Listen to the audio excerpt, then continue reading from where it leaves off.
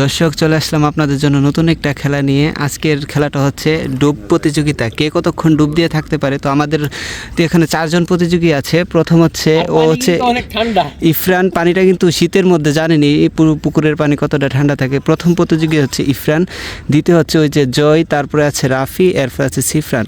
তো ওরা 4 জনে আজকে ডুব প্রতিযোগিতা দিবে। তো সবাই রেডি?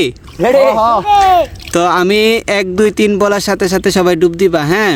ঠিক আছে। আর ডুবের নিয়ম হয়েছে তোমরা শরীর বাইতে পারবো, কিন্তু তোমরা মুখ দিয়ে শ্বাস নিতে পারতা না যতক্ষণ উঠে গেলে শেষ, হ্যাঁ? রেডি, 1 2 3।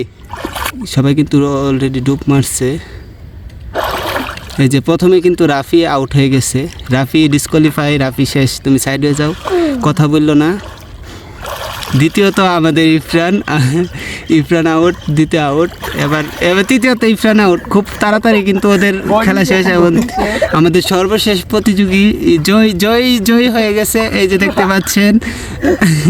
জয় কিন্তু খুব ভালো সময় থেকেছে, সবার থেকে বেশি। এই যে আমাদের প্রথমে আউট হয়ে গেছিল এই রাফি, দ্বিতীয়তে আউট হয়েছিল ইফরান, তৃতীয়তে আউট হয়েছে সিফরান। তারপরে আমাদের সর্বশেষ যে জয়ী হয়েছে তার নাম অজয়, সে জয়ী হয়েছে। তার জন্য অনেক অনেক শুভকামনা।